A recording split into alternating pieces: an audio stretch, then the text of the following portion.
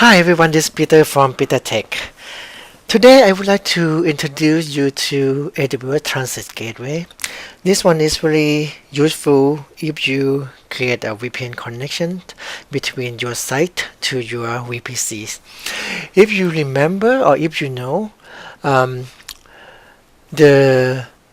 you have multiple VPC, but if you have one single VPN connection, and even if you have the VPC peering, your local site cannot communicate to other VPC that you don't have the direct connection, either IPsec connection or AWS direct connect. So in order for your site to talk to any VPC, you have to have IPsec tunnel or direct connect to the VPC directly. So this is not a big issue if you have one or a few VPCs and one or a few sites, but it's gonna be troublesome and you're gonna have a lot of tunnel to manage if you have multiple VPC and multiple sites. Let me show you what I mean. So this is the example. If you have only one site with two VPC, if you want the site to be able to talk to both VPC, right, you have to create two VPN connection, because it's the limitation that, if you have one connection and even with VPC peering, your site cannot talk to the other VPC that you don't have the VPN connection to. So in this case, you have one site and two VPC. You need to create two VPN connections in order to talk to both of them. So this is not bad, but what if you have two sites and you have two VPC and you want all of them to be able to communicate to each other? In this case, it's going to be 2 multiplied by 2 or 2 multiplied by 2. You will get 4 VPN connection to manage. And I mean 4 VPN connection in AWS, but of course each of the connection have failover, so indeed it have 8 connections behind it, right?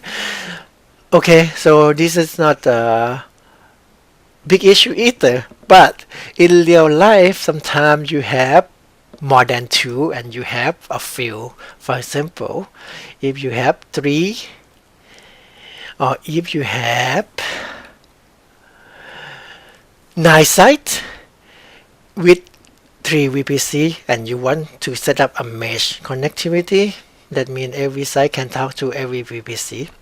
In this case, you would need to, without the transit gateway, you would need to create 3 multiplied by 9, which means 27 VPN connections. This is a lot, and of course it's not, manageable, or it's not easy to manage. It's gonna be a lot of cost and time consuming, right? With the VPC transit or with the AWS transit gateway, then you only have 9 connections to manage, because each connection you require between the site and the transit gateway, and then you just connect your transit gateway to each of the VPC. And you can also manage the routings on the transit gateway to control the network connectivity, whether or not you want which site to communicate to which VPC or thing like that. Okay, so you can still have option to control that, but I'm not gonna go deeper because this is like the introduction to it, right?